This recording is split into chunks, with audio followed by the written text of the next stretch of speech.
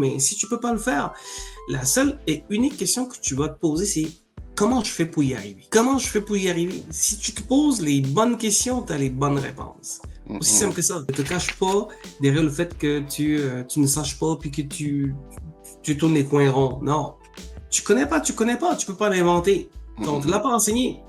Mais si tu manifestes l'envie, la volonté d'apprendre, ben, la plupart des employeurs que je connais au Québec vont t'accompagner. Vas-y, là. Attends pas qu'on te recrute. Dis-toi que tu es un entrepreneur potentiel. Dis-toi que tu peux mener des hommes dans ta vie. Tu es un leader là, dans son plein potentiel. Crois en toi. Africa, we want to go. Whoa, Africa, we want to go. Yeah, come on, my black brother, come on, my black sister. To Africa, we want to go. Il y a une question qui demandait comment se passe l'intégration à Matagami avec les enfants structure, surtout si on vient de la ville. Donc, sa question, c'est vraiment quand tu as passé de... Tu es à Montréal, hein, c'est ça? Oui.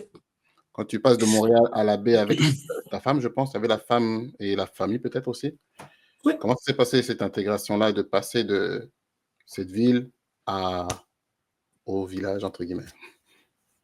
Ben, c'est pas un village, là, tu sais, mais si tu veux, appelle le village. Pour un Montréalais, peut-être que c'est un village, Ben, mais parce toi, que tu c'est, veux parler de... non, c'est vraiment une belle place, je te dirais, à part les mouches et les moustiques. Ah, ok, je connais. Mais je pense que c'était un point commun dans toutes les régions du Québec. On a des moustiques puis des mouches. Comment t'as pas géré, Mais toi, tu cette sais, intégration? ça change beaucoup quand tu quittes la ville pour venir à Matagami. Tu sais, la ville, c'est un environnement totalement différent, hein, c'est urbain. Tu sais, tu as des lumières, tu as des klaxons, tu as des buildings, tu as des gens qui parlent, tu as des attroupements, tu as des plaintes, des cris.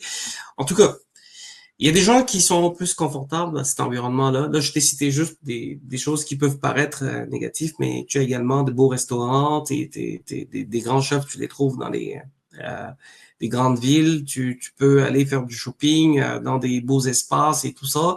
Tu as quand même beaucoup de facilités. Mais quand tu arrives à Matagami, c'est tout à fait différent. Tu sais, Matagami, comme dans le nord du Québec. Mais ça veut pas dire que c'est moins bien. Tu as des attraits touristiques que tu n'as pas à Montréal. Tu sais, si tu es quelqu'un qui aime le calme, qui veut se concentrer sur son travail, qui veut développer une carrière en tant qu'immigrant, ben, tu as quand même beaucoup de potentiel de te développer dans le nord du Québec. C'est un grand territoire qui est assez vaste. Mhm. Oui, tu peux être peut-être un petit peu déstabilisé les premières semaines parce que tu voudras aller t'acheter du linge puis que tu trouves pas nécessairement une boutique pour aller t'acheter du linge. Mais quand tu repositionnes très bien les choses, tu te dis, ben, ici j'ai la quiétude, un environnement sécuritaire pour éduquer mes enfants parce que tes enfants, là, ils se perdent pas. Ils marchent dans la rue puis tu n'es pas inquiet. Écoute, un jour, c'est un message qu'on voit passer sur Facebook, là, c'est qui les parents de Taïra, Taïra, c'est ma deuxième fille, là, elle est à tel endroit, ben oui, c'est comme ça, c'est facile, les enfants n'ont pas nécessairement peur de quoi que ce soit, le monde se connaît habituellement. Puis, si toi tu aimes la nature, oui, c'est aussi un bel endroit. À Matagami, j'ai découvert qu'il y avait une super belle plage. Tu sais, l'été, là, c'est assez agréable. Euh, j'ai reçu cet été, par exemple, ma petite sœur qui venait des États-Unis. Tu sais, sa seule envie, c'était de venir passer une semaine à Matagami. Fait qu'on a passé une Ok. semaine sur place. Le boisé est beau. Tu sais, la ville de Matagami a fait un travail fabuleux. Tu sais, il y a des coins super bien aménagés, des sentiers aménagés dans le bois. Si t'es quelqu'un qui aime la nature, là, oui, c'était un bon endroit. Donc, pour toi, cette intégration, ça s'est bien passé. Tu as vu que c'était positivement, c'était un changement, mais dans le positif. Effectivement, pour moi, c'était assez simple parce que c'est d'abord le travail qui m'a amené. Ouais, c'est ça. C'est Tu as parlé cette, de sacrifice, justement. C'est plus facile de faire ce genre de sacrifice quand il y a moins de distractions, c'est ça, non? Ben, tu te lèves pas, tu pars de Montréal, tu viens t'asseoir à Matagami, tu dis que tu viens parce que tu as un objectif. Faut que tu trouves un but à ton voyage. Puis mon but, je l'avais trouvé. Je devais gérer ce projet qui me passionnait, qui me fascinait. Puis pendant que j'étais là, j'ai découvert la région. J'ai appris à l'aimer. J'y suis encore. Tu sais, présentement, là, je te parle de Matagami, là. Ouais, c'est ça, je comprends. Ben Mais oui. attends, mais c'est justement parce qu'il rebondit sur une autre question en se disant comment tu fais la balance entre la vie familiale et ce rythme effréné de travail. Je ne sais pas si c'est toujours le même parce que tu as parlé de travailler le week-end, tu vois, tu vois, un système dans Oui. lequel on est plus au travail qu'à la maison. Et comment tu gères justement avec tes nouvelles fonctions, avec ton rôle, comment tu gères ça avec ta famille? C'est pas nécessairement un système où tu es plus au travail qu'à la maison. C'est le choix que j'ai fait. Tu sais, c'est le choix qui fait en sorte que tu sois capable de donner 3 fois plus de rendement que l'employé normal. Tu sais, tu Mhm. comprends? Donc, t'es pas obligé de faire ça. Mais si tu fais pas ça, ben, dis-toi que tu seras un employé comme tout le reste. Mais si tu as des ambitions, je dis pas de travailler tout le temps non plus. Tu peux bien travailler dans des horaires de travail normaux puis être super performant. Mais dans mon cas, il fallait tout bâtir. Donc, il fallait mettre en place, puis je pouvais pas, j'avais pas le luxe de me permettre de travailler seulement 8 heures par jour, mettons. Donc, tu n'as pas le choix, parce Mais que tu me dis qu'on a le choix. Tu n'as pas le dans mon choix si cas, tu j'avais veux pas le choix, arriver. mais je me suis pas plaint, tu sais, j'ai comme retroussé les manches, puis je me suis mis au travail. Mais après avoir bâti toute cette équipe, parce qu'aujourd'hui, c'est quand même une grande équipe qui est en arrière de moi aujourd'hui, là, tu sais, je suis plus seul, là, tu sais, je peux me permettre d'arriver au bureau à 8 heures du matin, Mm, tu sais. mm, Partir à 17 heures, partir à 18 heures, tu sais, ça change beaucoup de ce que ça a déjà été, parce que tu as beaucoup de monde qui entraîne autour de toi. Et quand tu les vois se développer de plus en plus, ben, c'est juste un sentiment de fierté immense. Tu sais, des fois, j'en parle avec mon patron, là, tu sais, j'espère qu'il écoute pas ça, mais on a un super rêve. mm. C'est qu'à 14 heures, on s'en aille jouer au golf pendant l'été. Ah ouais, La c'est un journée où rêve. ça arrivera, ça veut dire que on a tout réussi. Ça veut dire qu'on a réussi à bâtir une structure qui fonctionne de façon adéquate, que tout le monde fait ce qu'il a à faire en arrière, puis que tout le monde est heureux. T'sais, parce que avec l'expérience, tu comprends que il n'y a pas juste le travail, tu as aussi ta vie familiale à côté. Tu dois pouvoir balancer entre les deux. On peut pas gagner des deux bords nécessairement. Il y a comme un juste milieu qu'il va falloir aller chercher, dépendamment de tes ambitions. Tu mets l'effort comme il faut, à l'endroit qu'il faut. Justement, moi, ça va être ma partie, moi. Ma partie, c'est plus, je veux te ramener un peu plus au Cameroun, un peu plus dans la communauté aussi. Vas-y, l'ami. Cette personnalité-là, justement, d'ambition, est-ce que c'est depuis le pays ou est-ce que c'est ici que tu l'as, on va dire, semé au fil des échecs ou en tout cas, tu vois, tu as parlé des refus, tu avais beaucoup de non. Est-ce que c'est ça qui a forgé ce trait de plus d'ambition ou déjà depuis le pays, tu étais déjà quelqu'un d'ambitieux? Écoute, je ne rêve pas d'ambition. J'ai jamais rêvé d'être directeur à la Société de développement d'Abidjan ou bien d'être vice-président, en toute honnêteté. Mais la seule Tu rêvais, comme ton préoccupation, papa, tu rêvais quand même d'avoir un certain statut, non? ben, je rêvais d'être ingénieur, de pouvoir gérer des équipes. J'avais pas un nom spécifique comme directeur, vice-président. Je voyais son travail, coordonner le travail des autres, gérer plusieurs chantiers de façon simultanée. C'est ça qui me passionnait. C'est ça qui me faisait rêver beaucoup. Mais oui, cette passion-là, je l'ai développée tôt, depuis mon enfance, cette passion pour l'ingénierie. Là. Mais en termes de poste de responsabilité, c'est arrivé seulement parce que j'avais démontré les capacités d'y arriver. Fait que si tu te focalises sur la promotion, si ça se trouve, tu risques d'agir de façon inconvenable sur ton parcours. De mon point de vue, je pense qu'il faut se focaliser sur la tâche que tu as à accomplir. Tu dois donner le meilleur de ce que tu as pour la position que tu occupes. Parce que tu donnes le meilleur de toi, tu développes sans t'en rendre compte plusieurs compétences. Tu es capable de développer aussi beaucoup un sens politique, là, d'aller te chercher des alliés, des gens qui travaillent à tes côtés, qui te supportent, d'avoir leur soutien, de la reconnaissance. Et c'est tout ça qui va te propulser vers des postes plus de responsabilité. Tout simplement. Moi, je m'attends pas quand M. Thibault arrive qui me dit hey, je pense que tu dois passer directeur. Moi, je suis même surpris qu'il me dise ça. Ça fait juste 8 mois que je suis là. Je rêve pas de ça. Tout ce que je veux, c'est terminer le projet de réflexion de la route Billy-Naman. C'est déjà assez stimulant comme projet. Okay? Mais je dois t'avouer aussi que quand même, ça te prend. Là, ça va faire 8 ans que je suis à la Société de développement de la baie James. Mais ça te prend d'avoir de nouveaux défis. Pour réussir à te garder, réussir à te mobiliser. En tout cas, dans ma nature, ça prend qu'il y ait de l'action. S'il n'y a pas d'action, je suis un peu... OK. Ben honnêtement, la phase 1 du projet de réflexion que je gérais, ça devait s'achever en 2021. Puis moi, j'avais l'intention de quitter, de trouver autre chose à faire. Parce que pour moi, il y aurait plus de défis, j'aurais fait le tour. Mais quand le nouveau PDG est arrivé, c'est là qu'il m'a proposé la nouvelle position.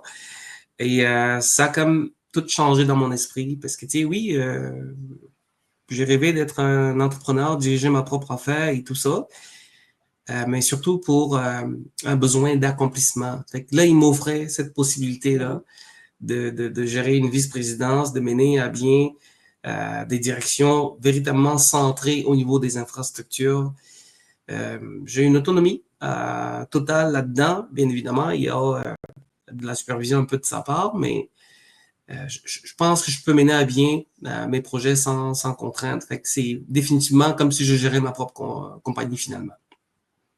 Justement, je vais rebondir sur la question que notre collaborateur Diogène a aussi.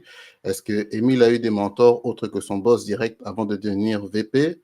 Est-ce qu'il a un réseau fort de professionnels afro-caribéens dans le secteur Donc, il y a 2 questions en fait. Je vais d'abord laisser sa première question qui dit est-ce que tu as eu des mentors autres que ton boss direct avant de devenir VP, avant que tu sois vice-président? Est-ce que quelqu'un te coachait ou parce que moi aussi, honnêtement, quand tu me dis 2 fois que tu as eu des propositions, il y a un secret, Émile. Il y a un secret. Je ne pense pas que ça... Tu vois, il y a plusieurs travailleurs. Si on vient chez toi, c'est qu'il y a un secret. C'est ça qu'on veut savoir. Ben, je sais pas quoi te dire par rapport à ça. Oui, je comprends que la notion de mentor en arrière, c'est qu'il y a quelqu'un qui va, d'une certaine façon, te guider, t'orienter, te faire éviter des trappes. Mais je pense en toute franchise que le travail est la seule chose qui te démarque de tout. Parce que même au Cameroun, c'est la façon dont je pense je prenais mes dossiers, la façon dont je les menais. C'était pas juste quand je prends un dossier, c'est pas juste un dossier.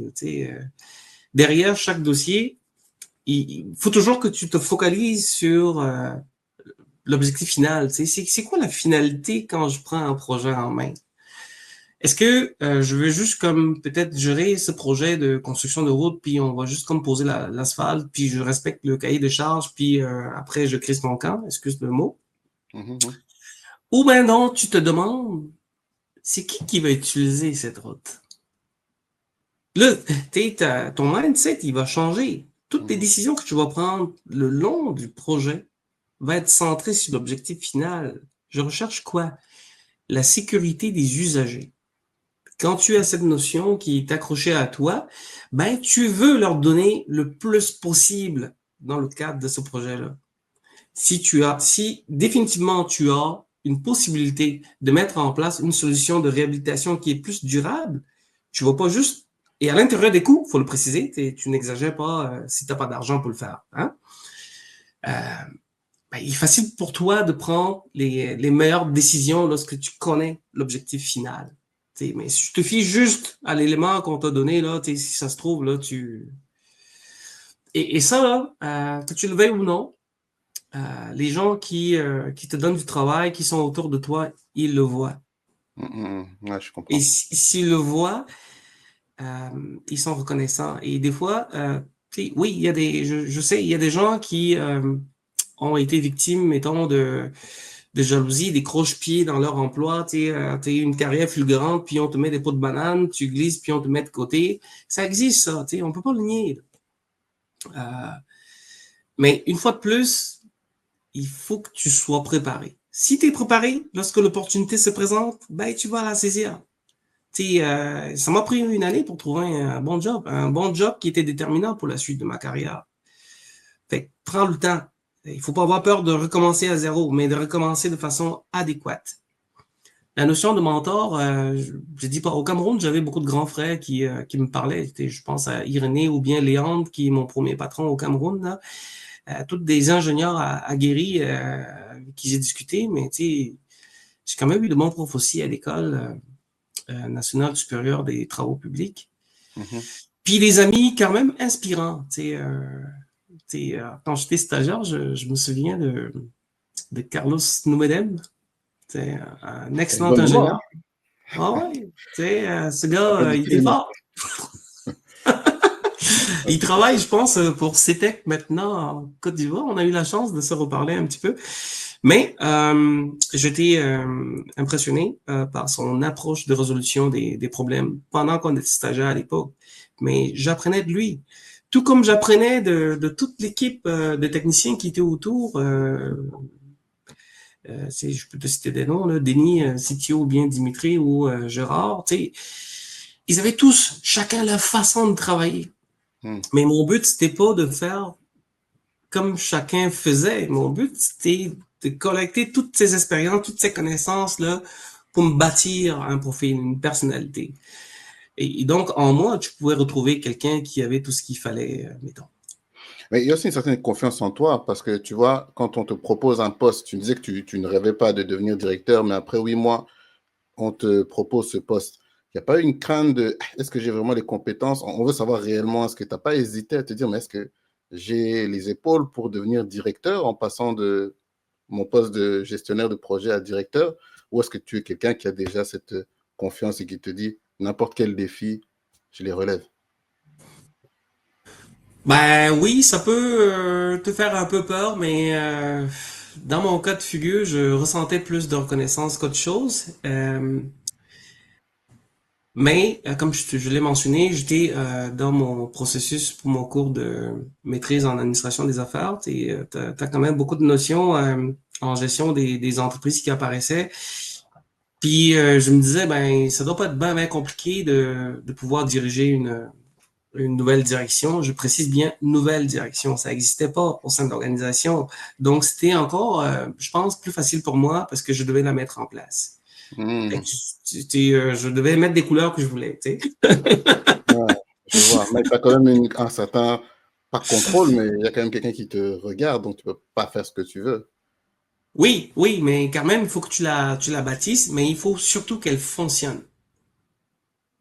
C'était un double défi. Tu n'arrives pas, tu trouves quelque chose qui est déjà implanté, puis que tu dois t'intégrer, comprendre comment ça marche pour juste comme essayer de développer la structure.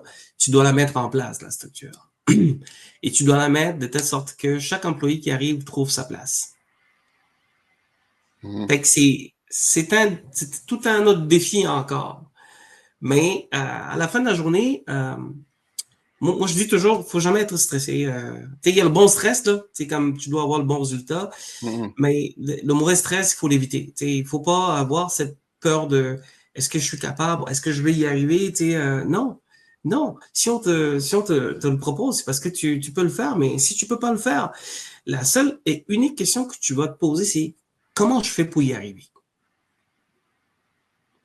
Comment je fais pour y arriver? Si tu te poses les bonnes questions, tu as les bonnes réponses. Aussi simple que ça. En tout cas, merci.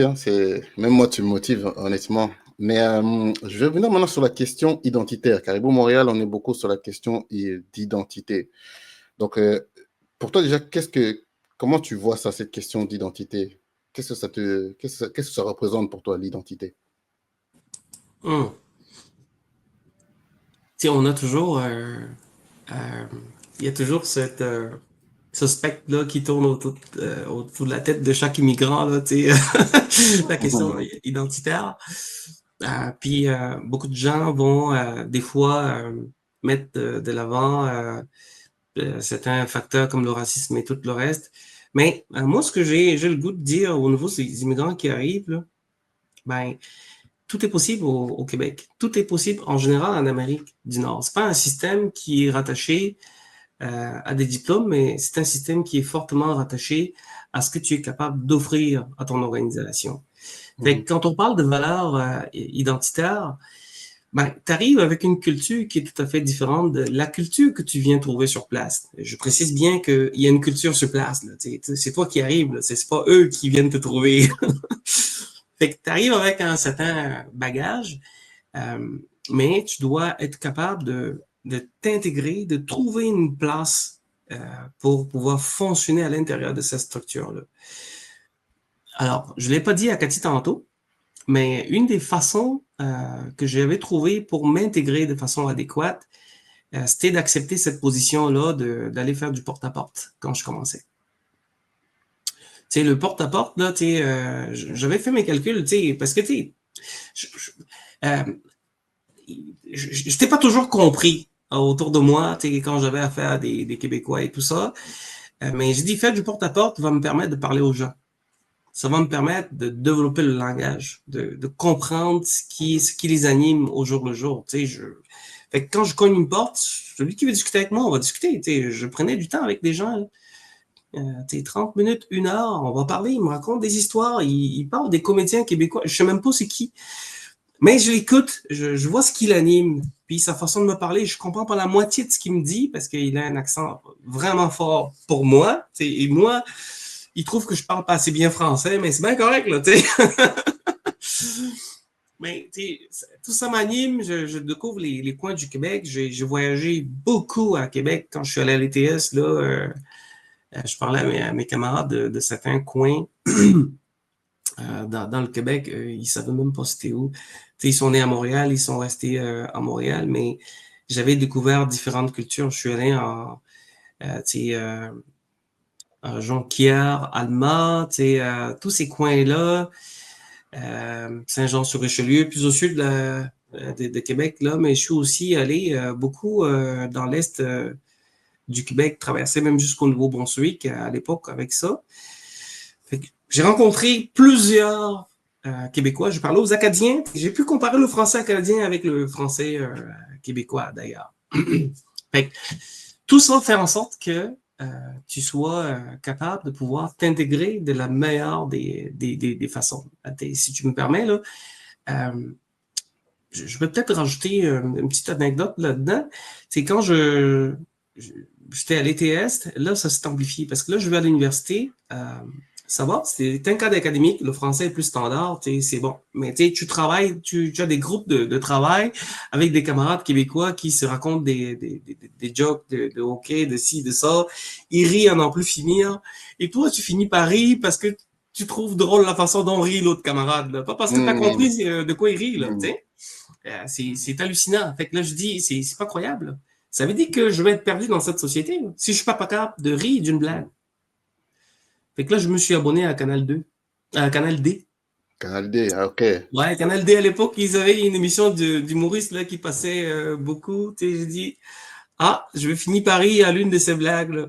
Tu sais, un jour, je me suis ramassé à rire jusqu'à me coucher sur le tapis. Tu sais, là, j'ai Là, dit, ah, j'ai reçu mon intégration. Ça tu as y est, je trouvé ça. comprends. Je vais quand même te poser la question parce que bon, c'est une conversation authentique, tu vois. Là, maintenant, quand je t'entends, on arrive à peu près en même temps, mais quand je t'entends, honnêtement, tu as vraiment assimilé cet accent et tu l'as intégré.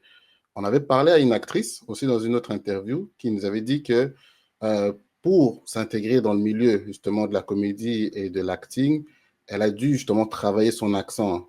Et aujourd'hui aussi, elle parle aussi avec donc, comme l'accent local, quoi. Est-ce que c'est une obligation pour pouvoir atteindre des postes, tu vois, comme le tien? Euh, Oh, non, pas du tout. Euh, c'est venu naturellement ou est-ce que c'était un plan, tu vois? C'est ça que je vais te poser comme question. Ou est-ce que c'était, tu t'es dit, peut-être que en parlant plus avec un accent local, je pourrais peut-être plus, je sais pas moi, accéder à des dîners entre VP, entre, tu vois. ben, ou alors, je suis simplement facilement influençable, c'est tout. C'est, C'est venu comme ça, quoi, c'est naturellement, quoi. Oui, je pense que c'est ça, oui, de façon générale, je pense que je peux m'adapter assez aisément à la façon de s'exprimer localement. C'est c'est quelque chose qui m'appartient, tu sais, mais c'est pas une règle que tu Non? dois appliquer. Tu sais, Angelin, d'autres qui travaillent avec nous et directeur de projet, il n'a pas l'accent québécois, là. Ok, Mais ok. tu sais, ça Mais n'empêche donc, pas qu'il soit performant, tu sais. quand tu as fait le Cameroun, c'est comment? Est-ce que ça disparaît Oh, aussi? je parle en camerounais. Écoute, Ça c'est revient, bien le quoi. camerounais, tu sais. Je comprends, je comprends. Ah ouais. Ok. Donc, tu parlais de chômage d'ailleurs. Aujourd'hui, on voit aussi que le chômage est un peu présent aussi au Québec, surtout dans les communautés noires. Si moi je suis nouvel immigrant et que je te dis oui, mais toi tu as réussi parce que c'était une époque là où c'était plus facile d'avoir du boulot, qu'est-ce que toi tu pourrais dire? Je dirais que c'est pas nécessairement le cas parce que, tu sais, mon époque où je commence à chercher du travail, il n'y a pas vraiment de boulot, tu sais, c'est compliqué. Je sais qu'à l'époque, je sais plus si c'était Philippe Couillard, tu sais, qui crée le Plan Nord, la Société du Plan Nord, là, tu sais, en 2014. Tu sais, parce qu'on veut développer le Nord québécois, tu sais, il faut trouver, tu sais,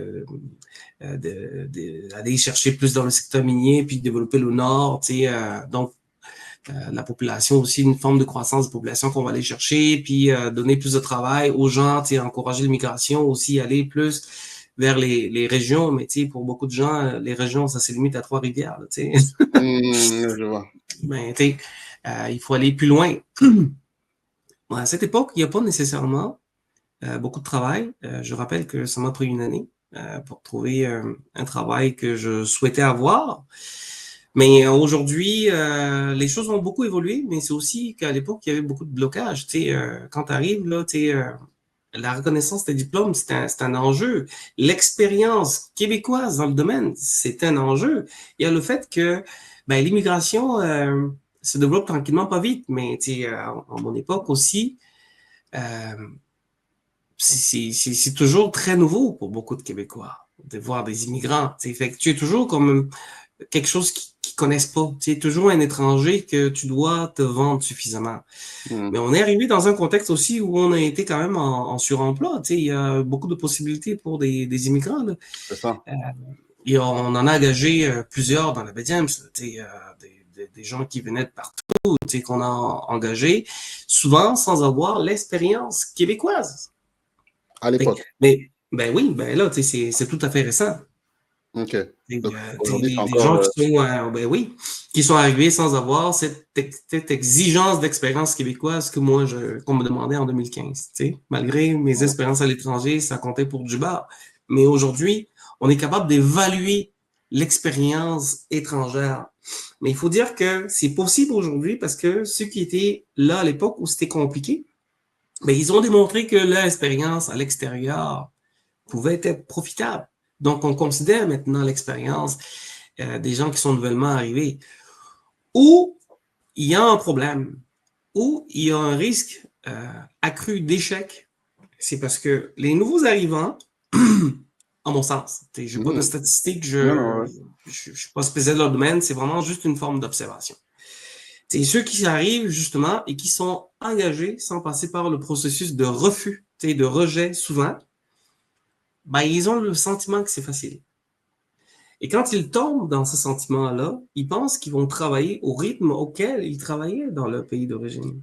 Mais tu es dans un environnement où c'est exigeant, où malgré le fait que je souris avec toi, j'attends des résultats de toi. Mhm. C'est pas parce que je dîne avec toi qu'on est des amis, là. Mhm. On s'entend bien, mais il faut que tu me fournisses des résultats.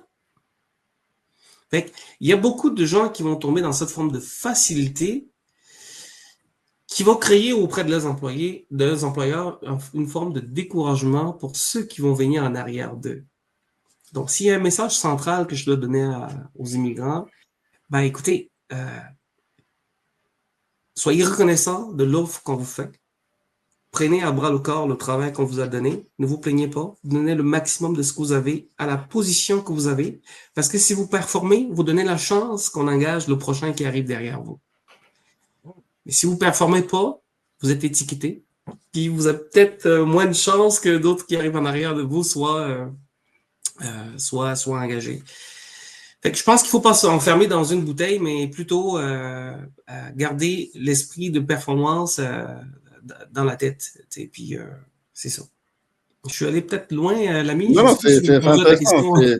L'excellence est une obligation, en fait, parce que justement, ça peut profiter dans un sens aussi à nos frères qui voudraient accéder au... Non, je suis totalement d'accord. Et d'ailleurs, dans une de nos interviews aussi, la personne qui était propriétaire de l'enseigne disait aussi que des gens qui venaient directement du pays et qui travaillaient avaient un rythme, ou en tout cas, on voyait un handicap au niveau du travail. Donc, ce que tu dis, c'est vrai, il faut quand même avoir peut-être une certaine expérience québécoise du travail pour pouvoir après, comment dire, aller sur des postes un peu plus hauts plutôt que d'y aller directement. Mais C'est tu vrai. sais, quand tu démontres les capacités d'apprentissage, c'est très apprécié. Tu sais, c'est pas parce que tu connais pas que tu vas pas aller loin, mais si tu connais pas puis que tu as envie d'apprendre, c'est très apprécié des employeurs. Tu sais, démontre cette envie-là. Tu sais, ne te cache pas derrière le fait que tu ne saches pas puis que tu tournes les coins ronds. Non.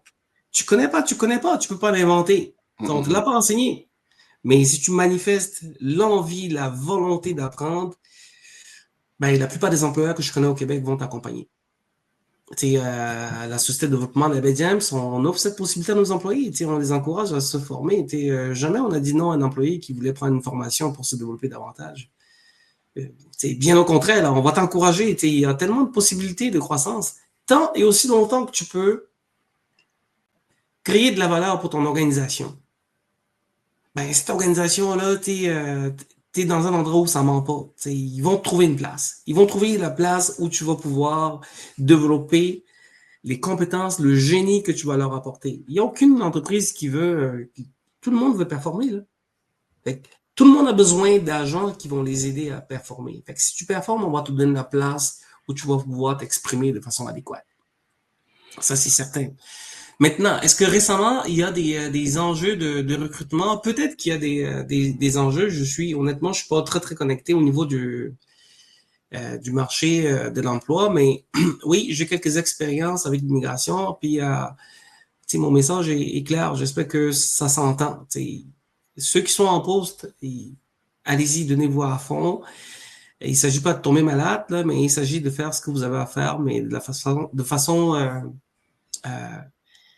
la plus complète possible. C'est donner le meilleur de ce que vous avez. Ok, C'est ça. ok. Mais à la Big James, il semble que quand même, il reste à avoir des opportunités ou ça décline aussi un peu? Oh, il y a tellement de possibilités dans la baie James, là. C'est incroyable.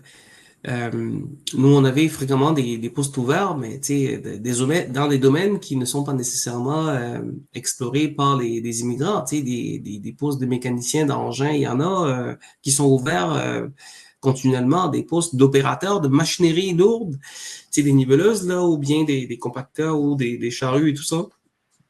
Et, on en demande, là, il y a des Ok. positions pour ça.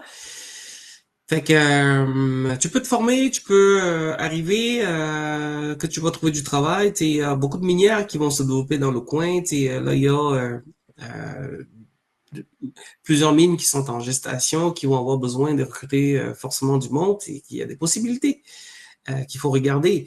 Au niveau même juste des villes, des localités, à Chibougamau, c'est un grand centre dans le nord. Là, beaucoup de recherches, il y a beaucoup de postes disponibles de ce côté-là. Matagami, je vois passer des postes aussi, là, peut-être se rapprocher aussi beaucoup de tourisme Bedjams ou bien attraction Bedjams. Il y a beaucoup de possibilités de ce côté-là. De mémoire, je pense qu'on organisait même des tours, mais je sais plus si ça existe. En tout cas, je veux pas dire n'importe quoi, Oui, je vois ce que tu veux dire. mais il faut pas rester fermé dans le cadre de Montréal ou bien de Laval, de Québec. Si tu veux une carrière, tu veux te développer, si tu veux avoir un champ quand même assez grand à labourer, ben, tu sais, venir dans le Nord, c'est quand même quelque chose qu'il faut considérer, d'après moi. Ok. Une dernière Et moi, je question. parlais aujourd'hui avec, avec José Roy, notre vice-présidente euh, en exploitation. Mhm. Elle me disait que elle était directrice à 29 ans, à À 29 Matagami. ans. Mhm. Ouais. Et puis c'est une dame super compétente, tu sais, moi, elle m'impressionne, tu sais. Euh, est-ce que cela aurait été possible si elle avait été à Montréal? C'est la question que j'allais te poser. Fait qu'il faut vraiment mettre des choses en évidence, tu sais, tu veux. Puis ce qu'elle me disait, d'ailleurs, tu sais, j'avais l'occasion de parcourir plusieurs domaines de compétences. C'est à cause que le besoin est là, il faut être polyvalent, il faut pouvoir interagir dans plusieurs domaines de compétences. Tu sais, à Montréal, tu sais, ils ont le choix, là. Tu sais, quand tu arrives, tu es comme concentré sur une tâche bien précise, fait que tu fais une chose. À quel moment tu te développes véritablement? Mhm, mhm, mhm. Alors que là, dans la baie James, tu sais, le fait que ce soit un territoire grand mais faiblement peuplé, ben, tu as plus de potentiel de développement de carrière. Fait que c'est à considérer. Je note. Je sais qu'on a dépassé le temps et je sais que ma directrice d'émission est en train de me regarder. Mais une dernière question, quand même, c'est intéressant et c'est important surtout pour nous, sur le retour en Afrique. Est-ce que c'est quelque chose que tu envisages? Et en fonction de tes connaissances et tes compétences, surtout dans les infrastructures, est-ce que tu penses que c'est possible que cette expertise-là, tu peux l'apporter au Cameroun et tout changer au niveau des infrastructures du pays? Écoute, Lemmy, tu es en train de me demander si parce que j'ai épousé ma femme, je dois plus aller voir ma mère. C'est C'est évident, je vois. Fait que, Bah, je pense que le fait d'être fortement ancré au Québec a contribué au développement de la baie James. Là, ça n'empêche pas que je doive toujours penser au Cameroun. C'est une terre qui m'a tout donné. Donc, j'ai cette connexion-là avec mes terres ancestrales. Fait que, oui, j'ai véritablement l'intention d'y retourner, d'avoir quelques projets de développement. J'ai un beau rêve là, pour ma retraite, là, bâtir une école, offrir la chance de donner un impact dans le mode d'éducation que personnellement j'aimerais inculquer aux jeunes. hmm, C'est une éducation typée entrepreneuriale. Aujourd'hui en Afrique, là, on a beaucoup de diplômes, on a beaucoup de diplômés. On aime ça les diplômes, surtout au Cameroun. Mais est-ce qu'on a véritablement besoin des diplômés ou est-ce qu'on a besoin de bras? hmm. J'aimerais ça qu'on ait plus de d'artisans, des gens qui ont quelque chose à donner, quelque chose à fabriquer, de petits entrepreneurs qui développent une unité d'affaires, qui vont être encouragés par le gouvernement pour aider à développer ces pays-là.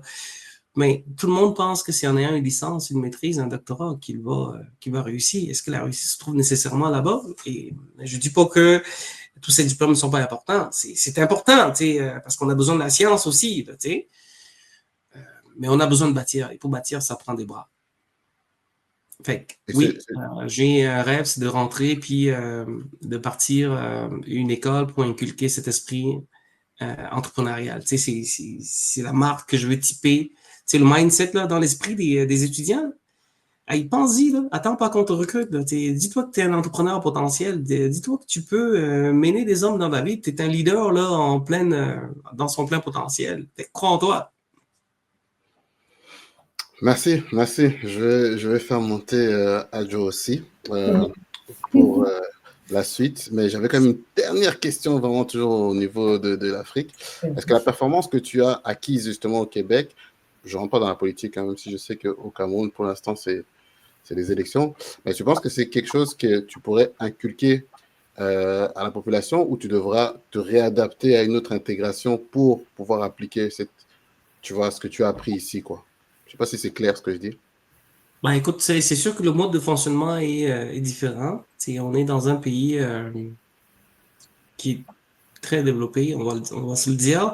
En Occident, ils ont mis des centaines d'années à bâtir leur mode de vie. Ça vient avec des normes, des codes. Ça vient avec des façons de faire qui sont totalement différentes de l'Afrique. Nous, on a vécu plusieurs situations qui font que il faut se bâtir.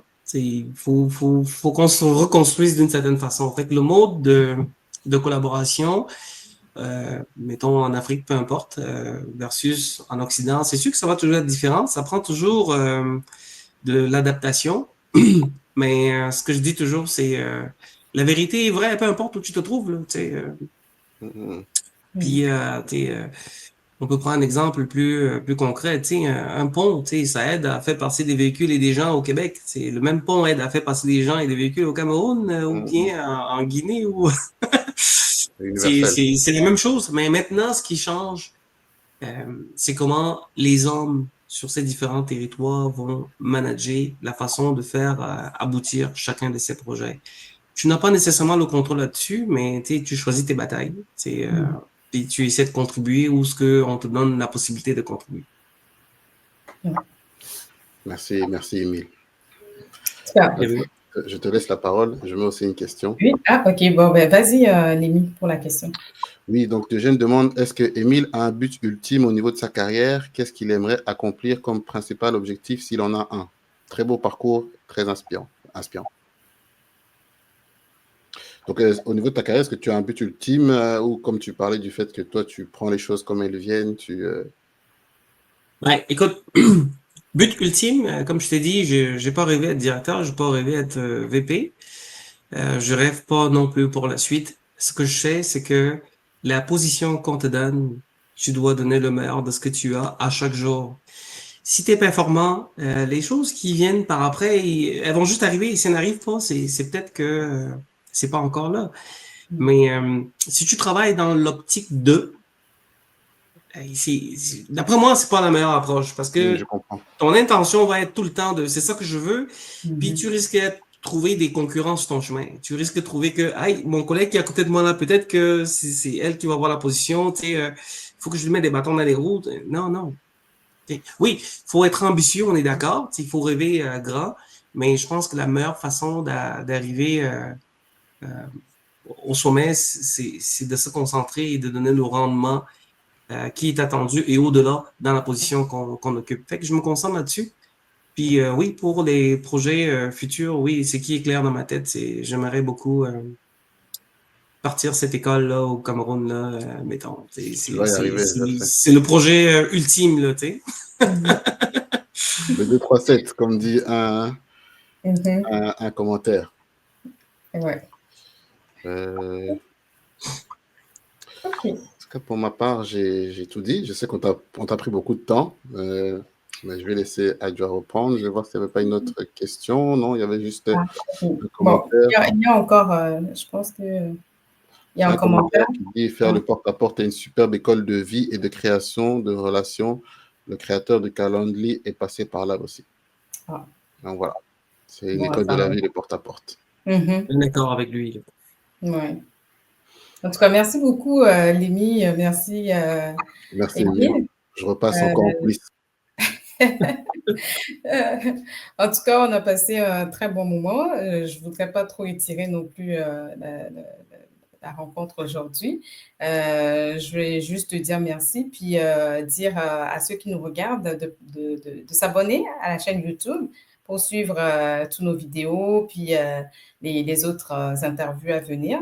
Et puis, de voir aussi notre site Internet. Les événements sont dessus. Il y a plein d'événements qui s'en viennent là, sur Montréal. Et Caribou Montréal même aussi va faire aussi des événements prochainement. Donc, restez à l'affût.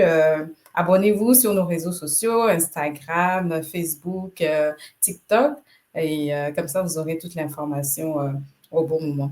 Donc, en tout cas, Émile, je pense que avec Lémi, là, tu t'as vraiment donné tous les conseils, tous les tips qu'il faut pour réussir en tant qu'immigrant ici au Québec. Et je pense que chacun a pris bonne note. Donc, on va juste dire, allons au travail, hein? Travaillons, travaillons fort et on atteint nos buts. Merci beaucoup, Émile.